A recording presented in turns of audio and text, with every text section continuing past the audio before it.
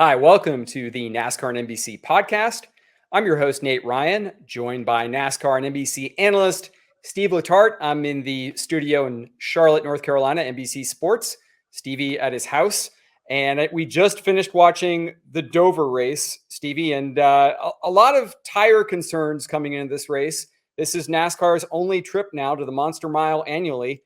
But I don't really think we saw a lot of those concerns. I think actually we saw a fairly compelling race. I know you're a Dover fan. What did you make of 400 miles of the Monster Mile today? It's the monster. Like, it's not a moniker. It's not a marketing campaign. It's the damn monster. You better show up. You better show up right. It's hard with short practices. What I love is, so I'm not a big fan when we see tire failures that abruptly end up in accidents, right? And what I mean by that is right fronts going down, rear tires failing. I think that the teams and Goodyear and everybody has a hand in that. What we saw here was a durability issue. But the issue, I believe, is a combination of how the teams are applying the tire, how the setups are being used, how the handling is. I don't put this on NASCAR or Goodyear. I think this is the challenge of Dover. I thought it was a great Dover race. Listen, I might be in the minority, but every once in a while, I like a heavyweight, toe-to-toe, figure-it-out sort of fight. And that's what Dover was. It had crashes early. It had long green flag runs. We had 10 cars in the lead lap at one point. It was old school Dover, and we didn't need 500 laps of it. Because, look, we raced 36 points races. I'm sorry. You don't have to like them all. Don't like it, don't watch, don't come. Like it's okay that everything isn't right for everyone. I like variety. I don't love the dirt, but I'm okay we have a race. Right? So what I saw at Dover was that, man. It was like quintessential Dover. And I think that's one of the reasons we got the winner that we did, because Martin Truex Jr. has found his way to not change his style, to be smooth behind the wheel, a little chipper on the radio. But in the end, back to victory lane. Big weekend for the Truex family.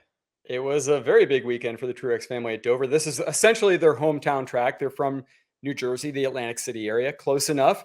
And Ryan Truex gets his first Xfinity win on Saturday. Martin Truex Jr. wins on Monday, which, by the way, he did in 2007. That was his first Cup Series victory ever. So, yeah, big weekend for the Truexes. And to your point, Steve, it had a few indelible moments. We're going to get to those. I think you get 3 or 4 moments in a Cup race. That's a good race. And one of those moments was at the end, where it came down to the final restart, some tire strategies varying between the lead lap cars at the front. I'm forgetting now, but in your time with Gordon or Earnhardt Jr., did you ever win at Dover? I know you were in the lead coming down there. Did you ever win a race? No, I took 4 tires and lost to 2 tires on Jimmy Johnson. It felt a lot like today, what I saw. And I apparently didn't learn, Nate, because when the caution came out, I was sitting with a couple buddies, and I said, well, a lot of lap cars between second and third. I think you got to take 4 tires, because even if the opposite happens, you're going to start probably in the top 2. A couple things I didn't take into account. The new 4-tire change is so fast, 9.5 seconds. It used to be 12, 13 seconds. You had an advantage there. I say that because Chastain took 4, and I thought he would have restarted second. He restarted 4th. That was a big difference with a couple more 2-tire changes. So listen, I'll go on record. James Small, congratulations, first of all. And I was absolutely wrong, because I was scared to death when you rolled off with 2 tires. Miles ahead of the other cars coming off pit road. I thought you could have took 4 tires. I thought you should have took 4 tires. And here you are standing with a monster trophy that I never got. So I'm going to keep my mouth shut next time I go to Dover and not have an opinion, because 2 tires, I believe, was the call. I wasn't factoring in the time it takes to change 4 tires versus 2. And I didn't think Blaney and those guys could get there. So in the end, it was the right call. But I was nervous. Yeah, I figured you would be. I didn't really want to bring it up because it could be a sore subject for you. But yeah, I thought there was a time 10 years ago where Chad and Jimmy beat you and Dale Jr.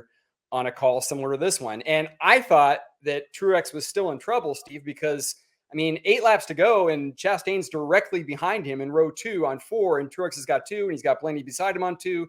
It seemed like it was a Ross Chastain moment. Were you surprised that, we know Truex is a champion, but that he was able to hold off a hard-charging Ross Chastain, which we'd seen a hard-charging Ross Chastain earlier in the race cause some mayhem. So, what I got Truex reminding everybody that he's a badass. I don't know how else to say it. And that has to happen in sports, because our sports stars that we love, they age. They all lose a little step. But every once in a while, Tiger Woods will come back and win the Masters. Every once in a while, your favorite player will go 4 for 4 in a baseball game. Every once in a while, your favorite basketball player will have a career night. And I think that Truex in this winless streak, we all wondered the fear, right? We saw Jimmy Johnson do it. We've seen other drivers do it. This isn't a Martin Truex thing. This is a beloved superstar not putting up superstar numbers. And you wonder if it will ever kind of end. And the writing was on the wall that they could lose yet another one that they could have or should have won.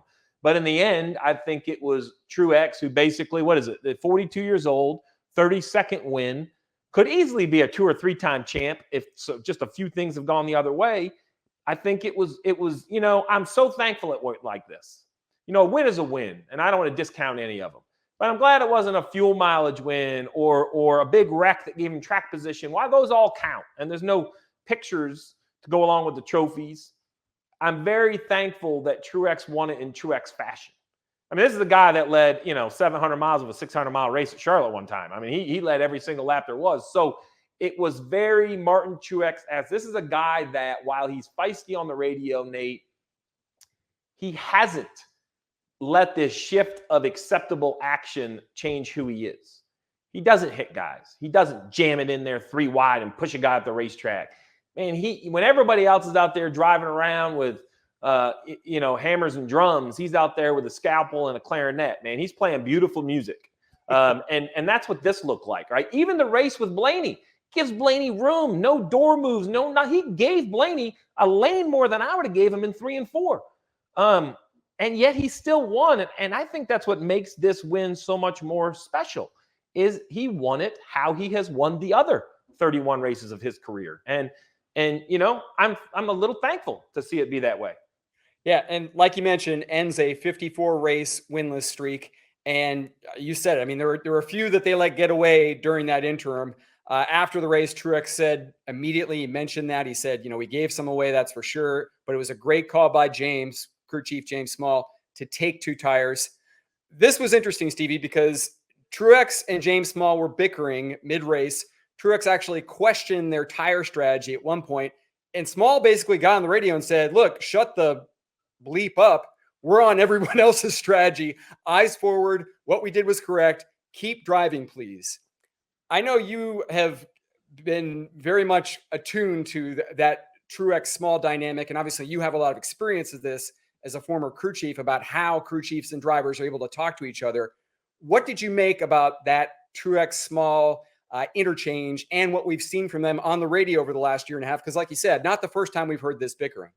Well, I think I would be concerned if it was the first time, but it really turns into their signature. It's uncomfortable to listen to. I think I would be it's not my style. It'd be very uncomfortable for me to be interjected in this. But listen, if Martin Truex Jr. wanted another crew chief, he'd have one.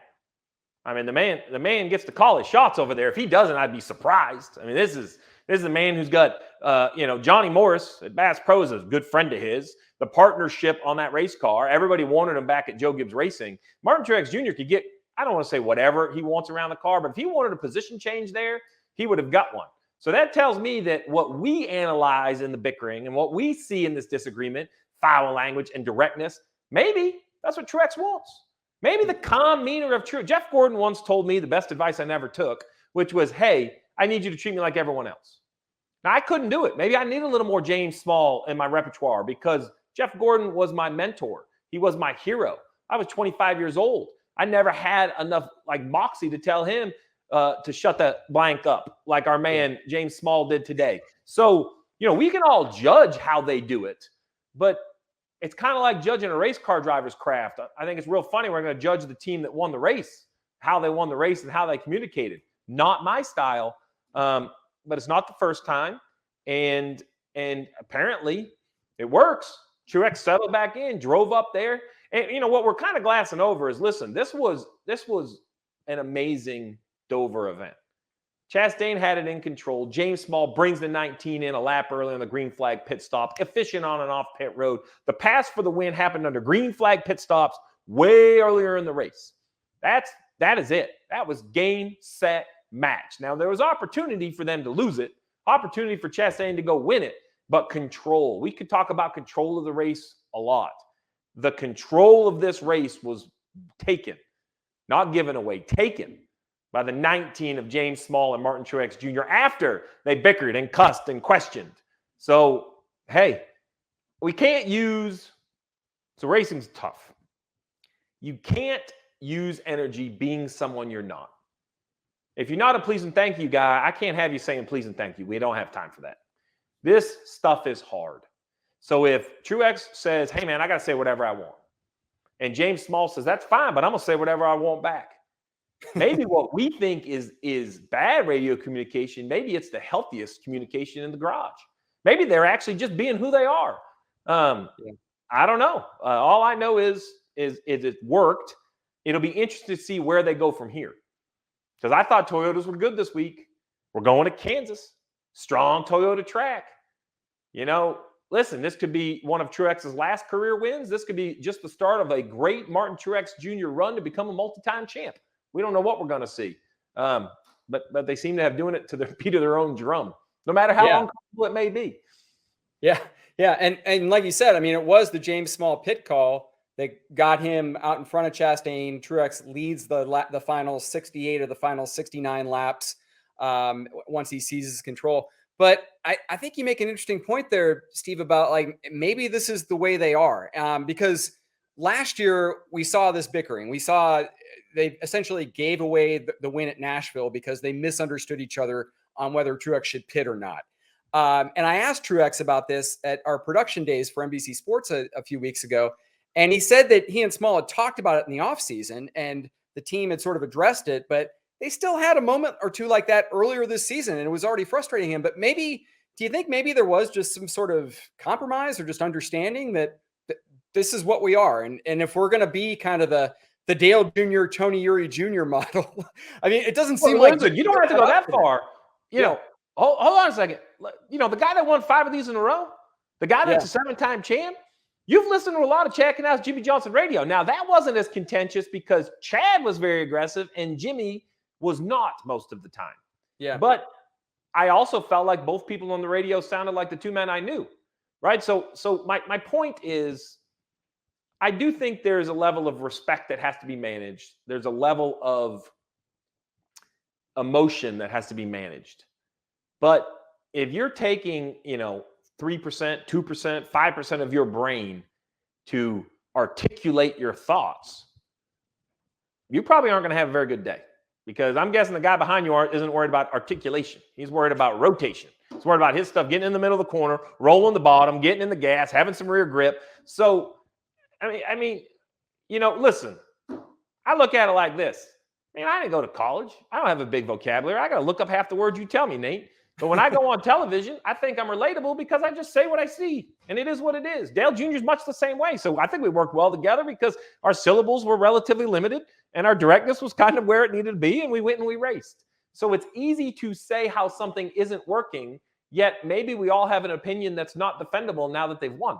So maybe the next time they have an absolute knockdown drag out on the radio, we need to have them as our pick.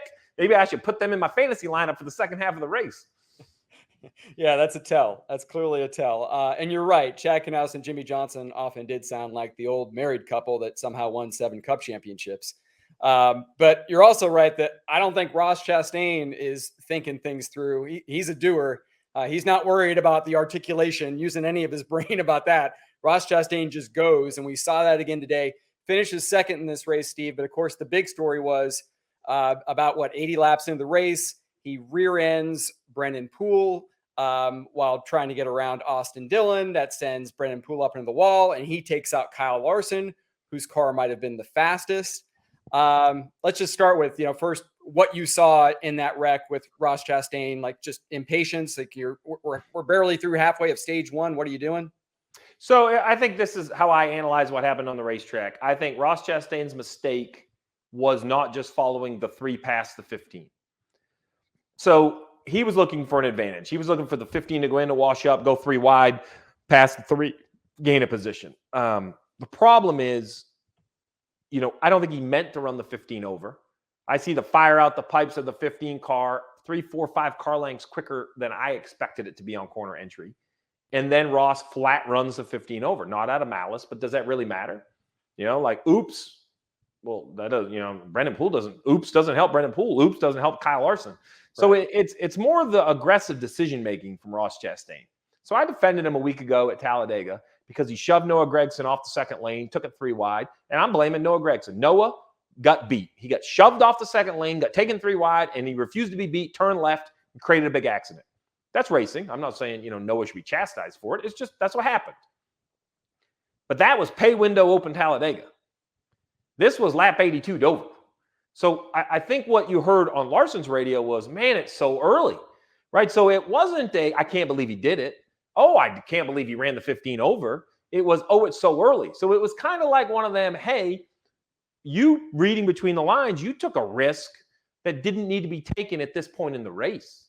And that's really what we're talking about here. I don't think he meant to wreck him. But in the end, does it matter? I mean, I hate to be like that, but does it matter? I don't think it matters. Like, does that change the outcome? It doesn't. You can't continue to put yourself into. So this is what I would say. Nate, the third time you ran into somebody on I-77, I'd be like, hey, man, maybe your following distance is too close. Maybe you need to back it on up a little bit. Like you didn't learn the first or the second time. So that's the Ross Chastain signature is he seems to be in the wrong place at the wrong time and things go wrong around him. Now, not on purpose, but eventually you have to see that you're the nucleus of this. Now, on the entire other side, and being my own hypocrite, this is a little like the 19-car radio.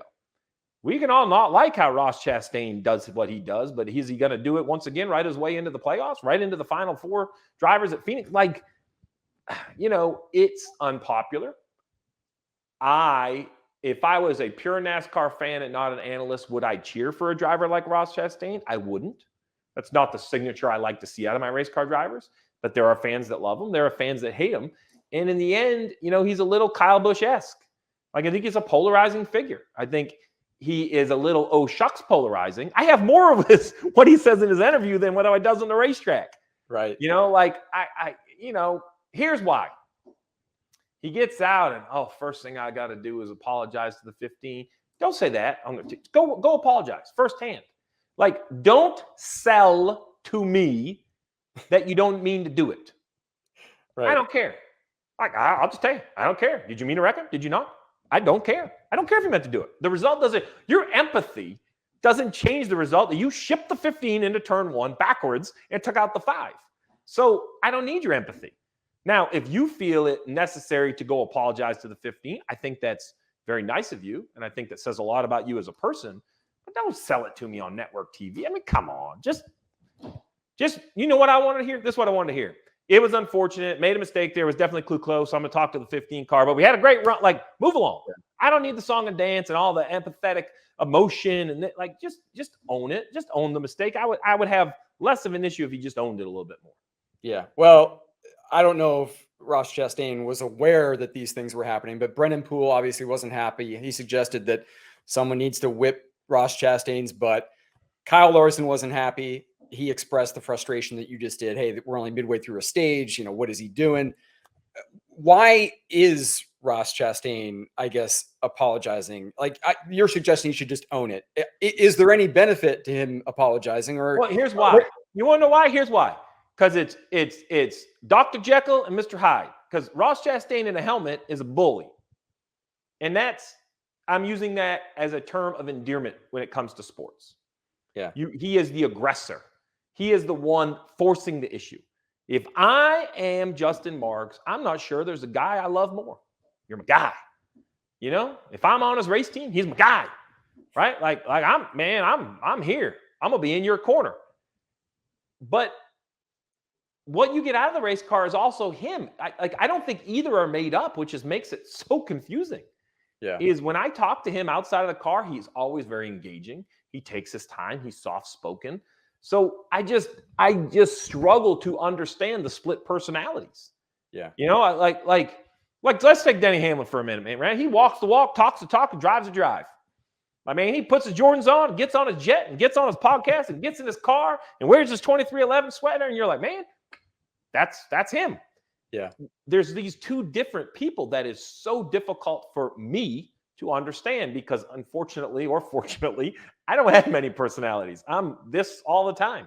And I think that's where the fans get confused. And that's where I get confused. I just wish that he was more consistent. His actions, his demeanor, and his interviews. I wish they all lined up better. Well, that Hamlin comparison is interesting because I mean, maybe it's the difference between somebody who's 42 and has raced in Cup since 2006 and someone who is 30 in Ross Chastain and has only raced full time in Cup in this Trackhouse ride for the last few years. And you made the comparison to Kyle Busch.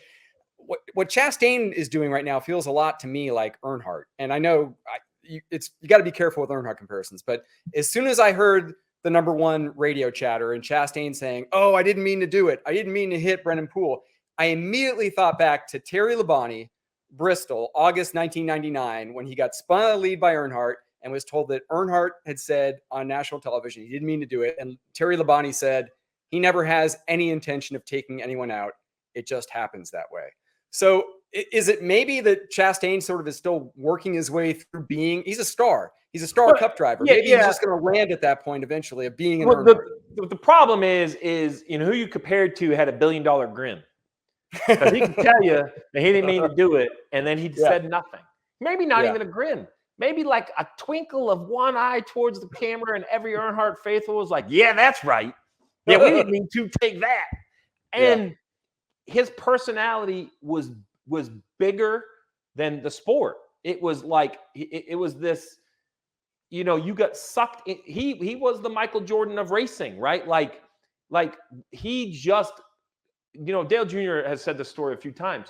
Any room that Dale Sr. walked into, he sucked the oxygen out of. It doesn't matter if it was boardrooms or billionaires.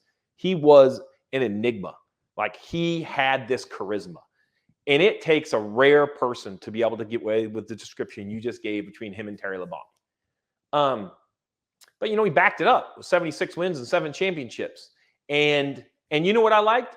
He I don't know, it was a delivery. He was the man in black. He was the intimidator. Yeah. He owned it.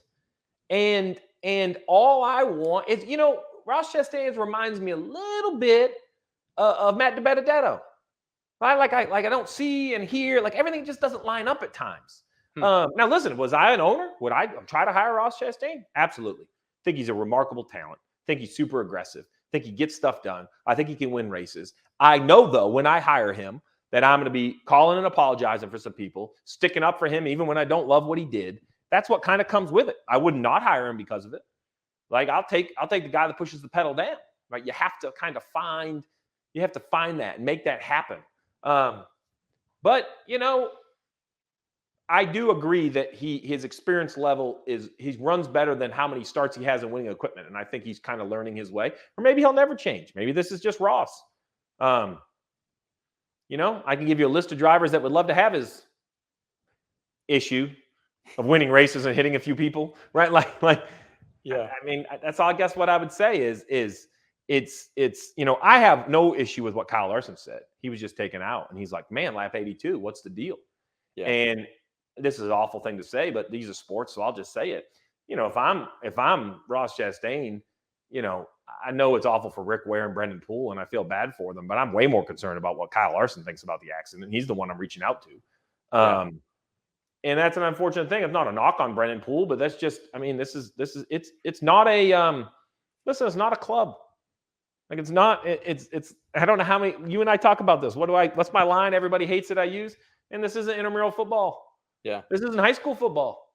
This is professional sports. I mean, you think the Bruins get another shot? Oh, the puck hit the stick, so it should have gone in. Let's play another game 7. No, you're gone. Next. Like that's why we watch. Yeah. Yeah. Check your feelings at the gate is what I always hear from you, certainly. And I think you're right about Larson. And we saw that. I mean, it was before that final restart, but Larson held Chastain up while he was many, many, many laps down. He prevented Chastain from making some ground at one point late in that race. And I would think that's Ross Chastain's fear here is I wonder if this is like the tipping point where now some of those other veterans, some of those other contenders, the guy he's going to be fighting with all the way through the playoffs, maybe they look at this and now they race him a little differently. I know a lot of them already race him differently already, but I just wonder like if that's in the back of his mind too, like maybe he does reach out to Kyle Larson. Maybe he reaches out to everybody this week. I don't know, but it just seems like there's a lot of fence mending there that might need to be done. I think though you can't I mean, how many times can you say, whoops? Yeah. Like I think what is that going to help? Like if I'm Kyle Larson and I get a call from Ross, I'm not picking up the phone. Zero chance I'm picking up the phone. I don't want you to feel good about it. I want you to feel nervous. I want you to think I might wreck you. When I catch you at Kansas, I want you to be like, I better give a spot back. Like, why? So look, we've had this dynamic of fines for drivers and retaliation, and I think all of that stuff needs to continue to a point. My point being, like the Bubba Larson thing on the front stretch where he got turned back into traffic, I think that should be a fine, right? I think the penalty was fair. The Noah Gragson wreck at Road America, I thought that needed to be stepped in on. I didn't love the Denny Hamlin fine. I feel like that was a driver-on-driver situation, and this is why I don't think I love it. It's not because someone's right or wrong. But as a guy who had to call these races as a crew chief and then try to analyze them, the only ones who really know what goes on every lap, every corner of 40 people, it's impossible to watch them all, are the drivers. And, I don't want to see drivers being wrecked on purpose because we all take for granted how dangerous racing is, as now we have Alex Bowman out. I know it was a sprint car, but it's still auto racing. I think I am guilty of taking this, what these gladiators do every weekend is it's just another race. They are truly doing something that normal people wouldn't do. So that's why I think there has to be a line somewhere. But if Kyle Larson wants to make it hard on Ross Chastain, so be it. And here's why. I was watching this race today with some buddies, and I'm trying to remember who was leading. Truex was leading. This is early in the race. I think it was Truex leading. I might even have the leader wrong. But anyway, they were catching Harvick. And it was Harvick, and Truex was leading. And Harvick ran in his lane, and ran in his lane, and ran in his lane, and ran in his lane. There was even radio from Truex. Please get the 4 out of my lane, right? Finally, they catch Josh Berry in the 48. And the 4 either has a tire issue or the air. I'm not sure. He goes up the racetrack. Truex gets by. Well, then 48 puts up no fight. And you know what that was? That was Kevin Harvick. I'm a champ. I need this lap. I'm going to run you, not dirty, but I'm going to run you hard. And Truex is like, gosh, just get him out of my way. But he's Harvick, right? Yeah. So follow me here. Now, Josh Berry, 15 cup starts, 10 cup starts, whatever it was, he could have raced as hard as the 4. He ain't going to do it. Yeah. He looks back. He goes, damn, Truex, 30 wins, champion. Let me get out the way. And I'm okay with that. I'm okay that Kevin Harvick has earned the right to be a jerk. And I'm okay that Josh Berry doesn't think he should. Like, I know that's perhaps unpopular, but don't confuse fair and equal, Nate. We want it to be a fair race, but every driver's not equal. And a champion should be treated as such at times. And I think that's what we've continued to see. Well, certainly a strong run for Josh Berry, finishes 10th in place of Alex Bowman. Like we were talking about, Steve, I mean, there's only one race now at Dover, but I think we can still do some takeaways here. And Hendrick certainly had a good day, but Toyota had the best day by definition of Truex wins the race for Joe Gibbs Racing. Denny Hamlin finishes 5th. Christopher Bell 6th. Tyler Reddick in the 2311 Toyota 7th. Pretty strong day for the Toyotas. Yeah, Bubba Wallace 12th, Ty Gibbs 13th, both with Bubba quarter to Ty. Ty had some fuel issues. I mean, I thought the Toyotas had really made a huge leap in overall speed. I think that's even scarier heading to Kansas, a place that we saw Toyotas have head and shoulder speed over the organizations last year. So it's going to be interesting to see how far this will carry. 8 different winners, different field. And I remember already Hendrick had 4 cars in like the first 5 or 6 weeks.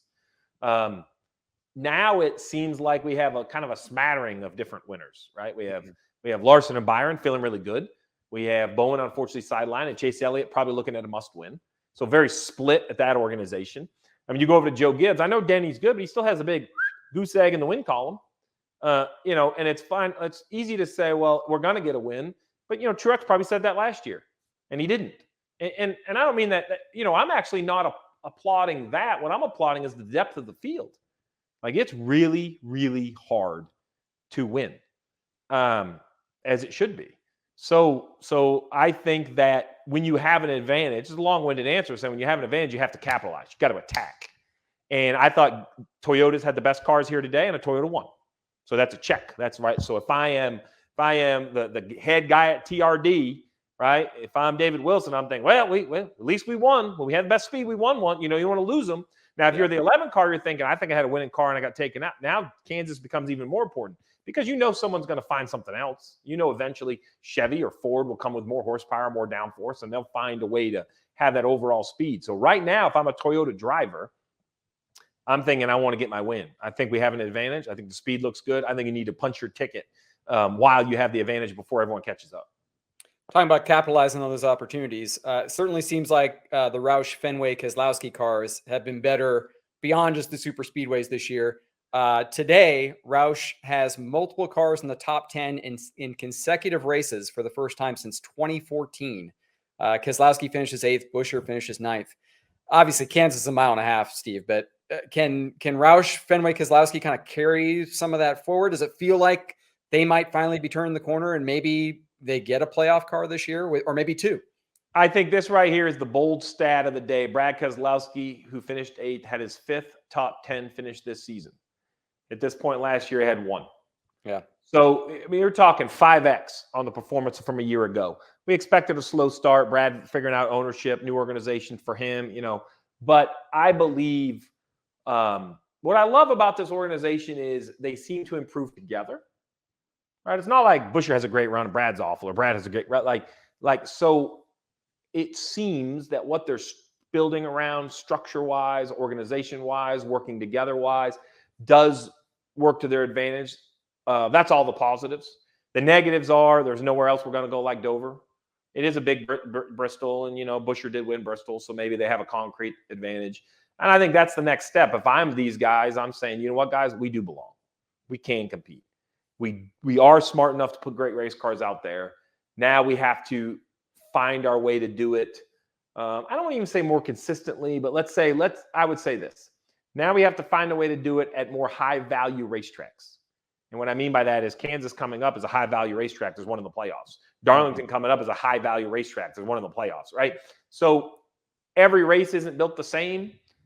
Dover was a one-off. Now everybody still went and everybody still wanted to win.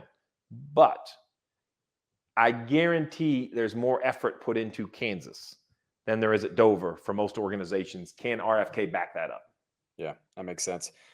We talked about some teams that had good performances, some surprising subpar performances. I want to start. There's a few I want to hit, but I'll start with Ryan Blaney finishes 3rd, but Joey Logano, Stevie, the defending series champion, inexplicably bad today. Finally ends up wrecking, or something happened toward the end. Might have been a tire thing. Finishes 31st. What did you make of what was going on there? Austin Cindric didn't have a very good day either. So maybe Blaney somehow hit it and the other cars didn't. Dirty Modo last week. My man, the professor, told me. Fade Penske. He said they're awful there. I didn't believe him. I said, what do you mean they're awful there? They're not that awful there. I started looking at the numbers. They're awful. They're not good at Dover. They are really, really bad. So back to a second ago when I said there's high-value racetracks, I know this is awful to say, but I'll just say it. If you're Penske, how much effort you want to put into Dover? What's Dover going to matter? Yeah. And listen, I know the world thinks these race teams have a bazillions of dollars and endless people. They have a lot. But everything has to be managed. And maybe they had, Dover circled as, guys, we're just, we're going to do a little sim session and go there and try to run the best we can. That's what I'm going to chalk it up to. I'm going to chalk it up to a track that doesn't carry a lot of value as far as future setups. Now, it carries a lot of value to Martin Truex Jr. It's got to carry him off into the playoffs. But, I was impressed with the Blaney run more than I was shocked at the Logano run. His numbers at Dover are just not good. I'll be concerned if he runs poorly at Kansas. I don't expect it, but that would concern me more. Yeah. One other concerning team, Talladega winner, Kyle Busch, got 2 wins this year for Richard Childress Racing. Starts on the pole at Dover. Gets a speeding penalty early, but really was not going to finish well all day. Finishes 21st. Even tougher, I think, is his teammate. Austin Dillon finishes 27th. And I mean, Kyle Busch has run up front, obviously, Stevie, and won, but he's lamented that RCR really is struggling on short tracks, but it just feels to me like the 3-car of Austin Dillon is struggling everywhere right now. I don't know how concerning that is for RCR, because on one hand, you've got Kyle Busch who's come in here and changed attitudes and put them in the playoffs, and they're winning races, but Austin Dillon seems like the flip side of that equation right now. All right, so hold on. I know it's your podcast. I'm going to flip this. Nate, if I would have asked you in February what your expectations were to RCR, what would your honest answer have been? I think I would have said Kyle Busch is going to win a race for sure. Okay. But I don't know. So here's my point. He's won 2. He won 2. Yeah. I wouldn't have picked both cars to make the playoffs. Let's say that. I would have picked Kyle Busch, but probably not Austin Dillon. So that probably Okay, answers your question, right? So just let me know when you get to the punchline of the surprise. I don't mean to be ugly. Austin Dillon's trying. It's hard. Maybe, just maybe, it's time for us to say Kyle Busch is damn good. Like I know I don't want to sound silly when I say this. We got a lot of winners last year. We had big variety last year. And I just wonder if we lost a little bit of the flair of excellent drivers. They're not all created equal. I know it was business and there's a lot of reasons, but, did Kyle Busch get lucky 60 times? So what I say by that is, now listen, I actually disagree with you. I think he was going to be very good at Dover. He seemed to have lead early, sped. Now, I don't know if he has car enough to recover from speeding. It takes an exceptional car to drive back through the field. But I saw nothing until he sped that told me that the 8 car wasn't going to be good today. Okay. Now, maybe he wouldn't have. I'm not saying he would or wouldn't. But I'm willing to chalk this up as mistake on pit road, wreck the front of the car, throw this one away. The 3 car, I have nothing nice to say. 25th in one stage, 27th, finished 27th. It's an awful day. Now, also, though, hold on. You got Kyle Busch. You're building your organization. Why are you going to work for Dover? What's Dover going to get you? Yeah, good point.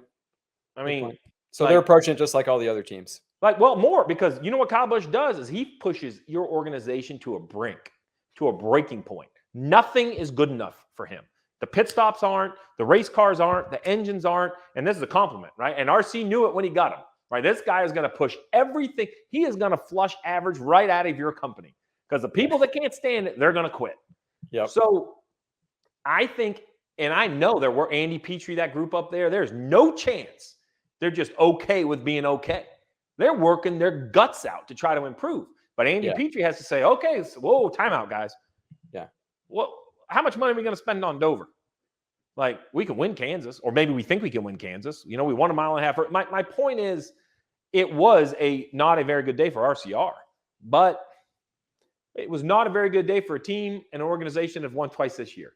I can think of other teams that are perhaps a little bit more concerned. Now, it is interesting when you look how good, what do you have? Corey LaJoie in 14th, Ricky Stenhouse Jr.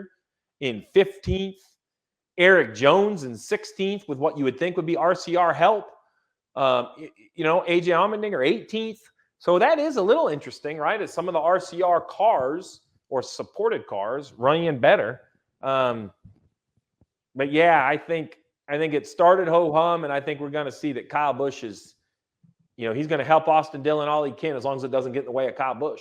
Well, lest we forget, and Kyle Busch and Richard Childress have made a point of making sure we don't forget, Kyle Busch is at RCR because of Austin Dillon. Austin Dillon brokered the meeting between his grandfather and Kyle Busch to bring Kyle Busch to RCR. He's the one who smoothed the waters there and said, Richard Childress is going to talk to Kyle Busch. We're going to make this happen. Richard Childress said again after Talladega, Austin deserves all the credit for Kyle Busch being here and getting this company turned around. So I guess my question, Stevie, is does that play into how this is affecting Austin Dillon or the 3 team or the organization in general? I mean, does he get credit for, he almost is a general manager as much as he is a driver in that situation? So we talk a lot about succession plans in racing as our owners age. Yeah. We've seen Jeff Gordon take a very prominent role in Hendrick Motorsports. Coach Gibbs seemed to be coaching both first JD and now Coy, and it's just so tragic, the passing of both of his sons, right? But we look at Roger Penske, and he has some sons that are in the one for sure that's in the racing thing, right? So, RC is, a generational, once-in-a-lifetime type guy. He's got the swagger. You know him, right? We all know him. RC, he's RC, right? He does it his own way. He's self-made. He's not a billionaire from another business. He is not like anyone else, much like every other successful owner. And we're judging Austin Dillon as a race car driver because he is a race car driver. He's won some of the biggest races in NASCAR. He's won the Daytona 500, the Coca-Cola 600. Let's not forget he's still without his crew chief, right? So there's a little bit of a hiccup there. But I think what I've heard over the last 6 months of how the Kyle thing went down and knowing Austin is, you can't tell me when you hear him and see him, you don't think RC. right? Like, you know, we get asked to analyze a lot of things. And if the question was, hey, what do you think this is such, there's not even a thinking anymore. Like Austin proved that he went out and got Kyle Busch. Right. Like, bravo, Austin. And I think that he's become a family man. I think he's very loyal to his pit crew. He has probably one of the best pit crews on pit road. I think he has a lot of the things that, so I'm a big fan of this because I'm not a college grad. So when I look at business or approach, I look at things very differently because I wasn't taught it from a book. I taught it from a lot of bad choices and bad decisions in my life, right? Like, that's what makes experienced people so savvy. And I think I kind of feel that everyday blue collar Austin Dillon matches his grandfather so well. And I think that's where, they want Austin to win races. I think Kyle wants Austin to win races. Absolutely. But, not if he's the guy that's going to finish second. Right. I mean, that's going to be the hardest part for Austin Dillon. It's the same thing Bubba Wallace is up against. Yeah. Right? Like, what made the Talladega race so hard for Bubba Wallace? Because that guy that sits in the 45 is an exceptional talent as well, right? You have to start beating your teammates. Yeah. So I think RCR is going to be okay, but for sure, we definitely want to see more speed out of the 3. But I will say, when the 8's good, the 3 seems to get better as well. Yeah, yeah. And it just doesn't seem like it's wearing on him, and it shouldn't wear on him too much because, I mean, like you said, Austin Dillon he's gotten more worldly. I mean, I think he's a realist. I think he's like his grandfather. He understands the big picture here, I think. Well, I mean, listen, he has an impressive resume behind the wheel. Like I said, he's won some of the biggest. Yeah. Listen, I'm very thankful for the 15 races I won as a crew chief, but I'm way better at TV than I was on top of the pit box. I was merely average on top of the pit box. I'm way more comfortable in the booth. I like talking about the sport. I like explaining the sport to other people. I don't want to discount what I did, but look, I'm like, I don't know, 50th, 60th on the crew chief win list. Like, I'm not Hall of Fame bound because of 15 wins in the Cup Series. I think Austin Dillon has that ability to have a much larger footprint in the sport. I think he's going to be around a long, long, long time, right? Like, he not only has done some great stuff behind the wheel. Let's not discount that, but I mean, he went and got Kyle Busch. I didn't think it could happen. I questioned whether it could happen. Yeah. He got it. He got the deal done. Good for him. Yeah. Well, I don't want to discredit what you did either. I mean, you won a Daytona 500 as a crew chief, but you certainly have made your mark as a broadcaster. And before we get out of here, I thought I'd give you a chance to talk about a new broadcasting experience you had this past weekend. Normally, this is where we talk about the next week's race, but I feel like we've covered Kansas pretty well. So let's go back to last weekend, Stevie. You and I were in Nashville. You're covering your first Supercross event ever. You're in the booth with James Stewart and Ricky Carmichael calling a heat race on NBC. You sounded great, as I knew you would. But I think you also just enjoyed the event. Tell me about what the atmosphere, what the whole event was like. Once we got credentials and got things figured out, I think we really enjoyed our time in Nashville. So if you've never been to a Supercross race, you have to go. I said it on air. The global motorsport footprint is in a great spot. IMSA is spectacular. IndyCar, great. Supercross, captivating. The show that Supercross, AMA, and Feld put on at Nashville was kind of a, to quote our good friend and boss, Sam Flood, right? It's must-see TV. And while it is great covered on NBC and Peacock, you got to go in person.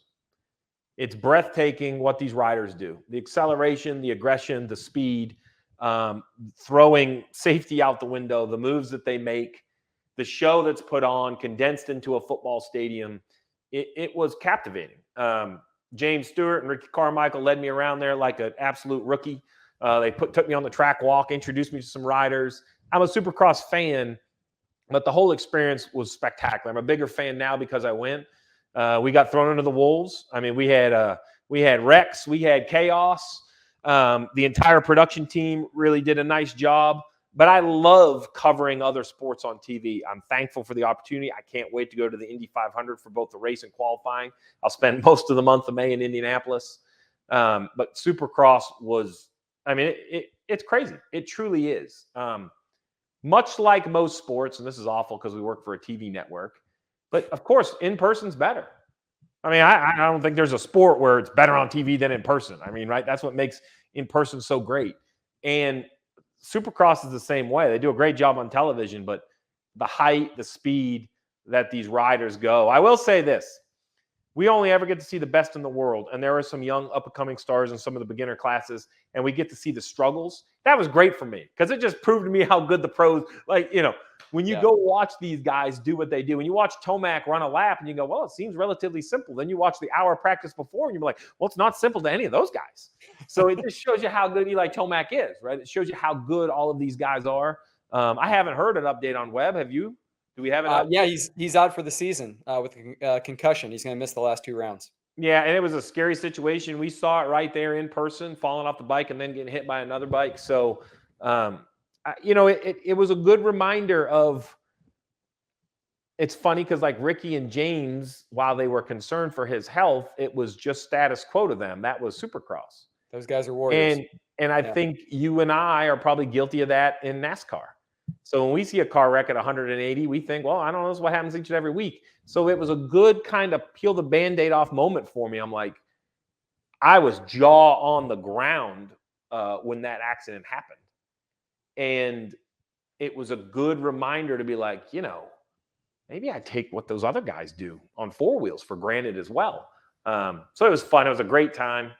Nashville's a fun town. We had a good time. Ricky Carmichael, he's the GOAT for a reason, man. He's like track walk with Ricky Carmichael's like walking the garage area with Dale Jr. You're not going to go very far without a picture or an autograph. Yeah, we did that on Friday. That was a lot of fun. Just a little bit of context, by the way, for people. So that was the heat race before Steve did the heat race at Nashville. The second ranked rider in the points, Cooper Webb, 2-time champion, tried to pass the defending series champion, the points leader, Eli Tomac. And he did, but then in the next corner, this was on the first lap of the heat, he fell down, got hit by Adam Cianciarulo, got knocked out, taken to the hospital, and now, like I said, is out for 2 races for concussion. So after all that, then Steve had to parachute in the booth and do heat number 2, which he did great with, by the way. Which they wrecked a quarter of the lap in, thank you. Yeah. 500 yards in, they get pushed left in the first set of jumps. It was quite a night. I just want to ask you one more thing. So Stewart and Carmichael, 2 of the all-time greats. I mean, Ricky Carmichael is the GOAT, the greatest of all time in Supercross. Multi-time champions, both of them. So many wins between both of them. You're in the booth between the 2 of them. I know you prepared a lot for that, but what was it like being among Supercross royalty and being on national television, adding your insights, weaving in and out of their commentary? You work really, really hard and prepare as hard as you possibly can to stay the hell out of the way. And that's basically what you do. They're so good. They've forgotten more about Supercross than I could have ever prepared or learned. It was amazing. They're contradicting styles both on the racetrack. You have Ricky, Mr. Cruise's way to a championship, and Mr. James Stewart, I am trying to lap everybody and may fall trying to do it. And that same, what I loved about the broadcast as Ricky, who has a tremendous amount of experience, and James learning about being a broadcaster, is they still brought their own views. And the reason I say that is because what I've seen in a lot of sports is if you've held the same position as someone else and you're trying to describe something to a big 50,000-foot view audience, they seem to really kind of blend over a little bit. But I didn't get that with James and Ricky. I thought they did a nice job of explaining the same thing differently, contradicting each other at times, disagreeing with each other at times. It was a really great listen, as it always is. But standing there in between them, I thought they, like I said, I parachuted in to do one race. We kind of promoted NASCAR back on NBC when we go to Nashville. And they felt, or at least I felt, I think you felt the same way, Nate. We hung out with them in the booth. And they, from the word go, it felt like they wanted us to be there and we weren't in their way. And I think that's the nicest compliment you can give somebody who has to put it all down. But I will say, I told them 100 times, I'm like, y'all think this is normal, huh? So this is normal. So this type of, it is, man, those riders are no joke. No, and listen, let's not forget, there's a Deegan in 250s. Like the NASCAR crossover is good. How about you and I first walk into the paddock? You didn't even tell the guys about our man on the zapper machine there. Right? We went and saw Cody Plessinger. Yeah. Tell him about so my buddy Drew Parker, he's a country guy. If you don't know him, tune him up, listen to his music, writes with Luke Combs. I was texting with him. He goes, oh, go say hi to my buddy Plessinger. He's a big NASCAR fan. I rolled in. Plessinger is getting hooked up to, what's that called, a TINS unit or whatever. Some some sort of medical unit, and they're zapping him and this, that, and he's working on his hips, and he's trying to hold a conversation, and every kind of step he's taking, he like keeps all those, but just super like accessible. Chatted some NASCAR up. The whole crowd was that way. Even our potential credential disaster was handled so nicely by the people in the credential trailer. Even they weren't mad at us. Yeah. Once we found that credential trailer, man, it was smooth sailing from then on out. It was a great. Oh, for sure. That was the peak of the mountain. Once we got that. What was the wristband? What did it say? Local. Once I got that local wristband, we were sliding downhill from there, Nate. So many good moments. Aaron Plessinger, Steve Letarte with Carmichael and Stewart in the booth. You're not going to talk about the Indy car. It's a long story. It's for a whole nother thing. Nate learned what it's like to travel with me. Like it's Nate. I don't know how it happens. It just kind of crazy things happen with you, but they always work out well. That's the best part. Always like right on the edge of chaos, but on the good side of chaos when you're with Steve. Hey, buckle up. 2 weeks, Indianapolis. Indy 500 qualifying. Just got some of the production notes. I'm going up, checking out qualifying. I love NASCAR. Don't get me wrong, but Boost turned up for Indy 500 qualifying. Hold your breath. It took my breath away last year, and then I'm going back up for what I do agree is the biggest spectacle in all of motor racing, and that's the Indianapolis 500 Memorial Day weekend. I'll be up there on the coverage. So, little Supercross, little NASCAR, and then we're going to head to a little open wheel. I'm going to try to keep up with you in Indy. That's going to be May 28th, Indy 500. Can't wait for it. It's May. Things are going well. Steve Letarte's a busy man. We always appreciate him joining the NASCAR on NBC podcast. Thanks for being here, man. Always. Hi, I'm Parker Kligerman. For more access like this from Pit Road, be sure to click and subscribe to the Motorsports on NBC YouTube channel.